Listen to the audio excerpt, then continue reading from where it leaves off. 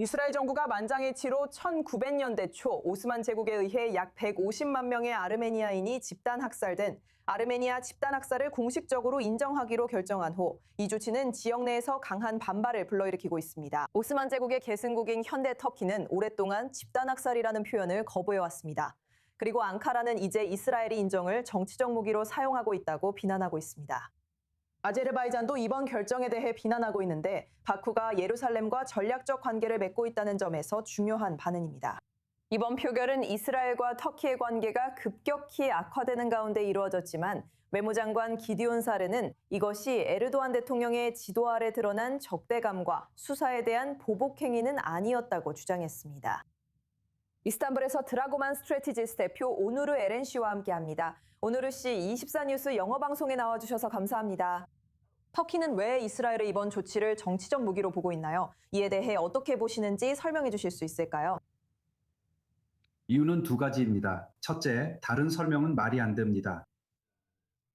여러 요소, 특히 시기적 측면 포함해서요. 그리고 두 번째로 많은 서방 국가들이나 서방 동맹국들이 터키의 반응을 보이고 싶을 때 아주 쉽게 사용할 수 있는 도구입니다. 정말 간단하죠. 상식적인 일입니다. 그렇다면 이스라엘이 아르메니아 집단 학살 인정을 추진할 때 이미 이 인정을 진행한 미국을 포함한 34개국과 비교해서 터키나 아제르바이잔에게는 어떤 점이 다르다고 생각하시나요? 소위 아르메니아 집단 학살이라는 것은 사실 터키뿐만 아니라 형제 국가인 아제르바이잔에 대한 공동 비난입니다. 또한 이 시대에 일어났다고 주장되는 일들은 현대 아제르바이잔에서도 해당되는 내용입니다. 그래서 이것은 터키와 아제르바이잔을 동시에 싫어하는 도구로 사용되는 공동의 문제입니다. 같은 길을 걸었던 다른 모든 나라들에게도 그보다 더하지는 않더라도 비슷한 정도의 반응이 나타납니다. 지금 그 이유는 이제는 아마 당신이나 시청자들에게는 그렇게 보일 수도 있습니다. 터키나 아제르바이잔이 보이는 반응이나 과잉 반응이 그런 것은 아닙니다. 왜냐하면 이전에도 똑같거나 아니면 더 큰 반응이 있었기 때문입니다. 분명합니다. 터키와 이스라엘 사이에 오랜 갈등과 의견 충돌이 있습니다. 입장상 아제르바이잔과 이스라엘의 관계는 터키와의 관계에 비해 훨씬 더 좋은 편이었습니다. 하지만 이번엔 아제르바이잔도 이스라엘에 강하게 반응하고 있을 수 있습니다. 이것이 시청자들의 관심을 더욱 높였을 수도 있지만 사실 그렇습니다. 하지만 사실 이것은 그들이 보인 다른 반응들과 다르지 않습니다. 물론 그 지역에서 많은 일들이 일어나고 있다는 사실도 분명히 영향을 미쳤을 거라고 생각합니다. 이스라엘의 개입이 이번 터키와 아제르바이잔의 특정 행동이나 발언에서 관심을 빼앗아가는 것은 아닙니다. 가자 지구에서 이스라엘의 행동에 대한 터키의 반응과 비난에 관해서 앙카라가 아르메니아 집단 학살 인정 문제를 이용해서 이스라엘에 대한 국제적 압박을 강화하려는 의도가 있는 건가요? 잘 모르겠지만 터키나 다른 어떤 나라가 가자 지구에서 벌어지고 있는 일에 대해 이스라엘에 더 많은 압박을 가하기 위해 다른 수단이 정말로 필요할까요? 제 말은 모든 일이 대낮에 벌어지고 있다는 겁니다. 모든 것이 잘 기록되고 있습니다. 우리는 100년도 더 된 과거의 증거에 대해 이야기하는 게 아닙니다. 우리는 10월 7일 이후에 일어난 일들, 최근의 라이브 스트리밍에 대해 이야기하고 있습니다. 모든 것이 거의 즉시 생중계되고 있습니다. 그래서 저는 어떤 나라도 이스라엘이 소위 아르메니아 집단 학살을 인정하는 것에 반응하는 것과 같은 다른 수단과 더 많은 압박을 가하는 데 필요하다고 생각하지 않습니다.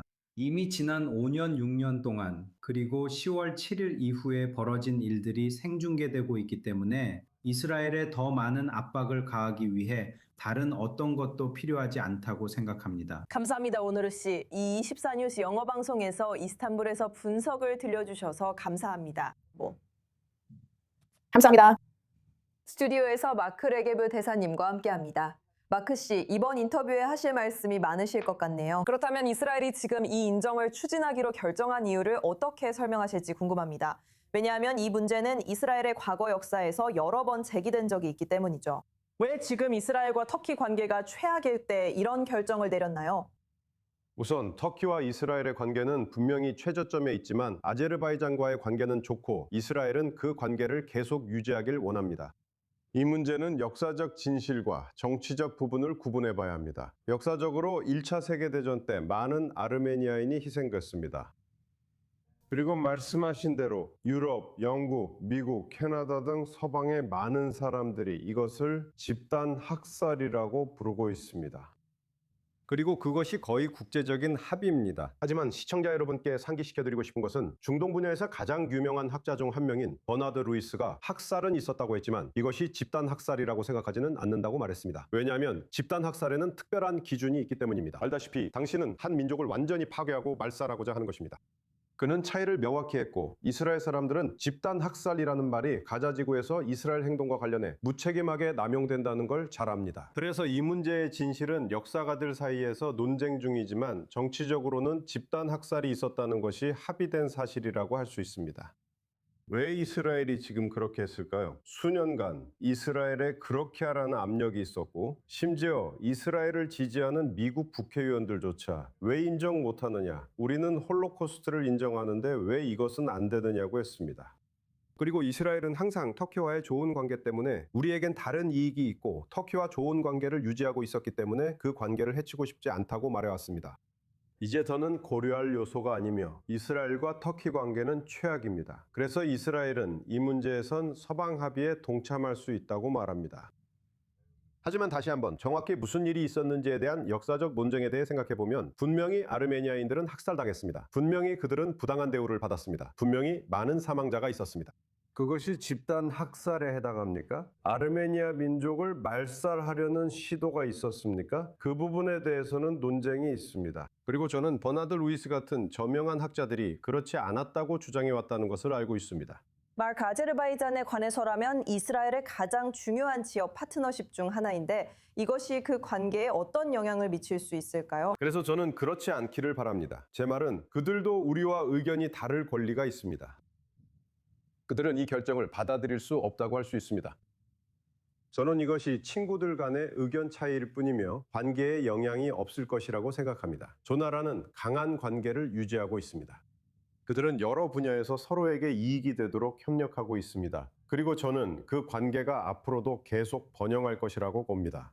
마크 레게브 대사님, 24뉴스 영어방송에 함께해 주셔서 정말 감사합니다. 항상 귀중한 의견을 나눠주셔서 감사드립니다. 고맙습니다. 저야말로 영광입니다.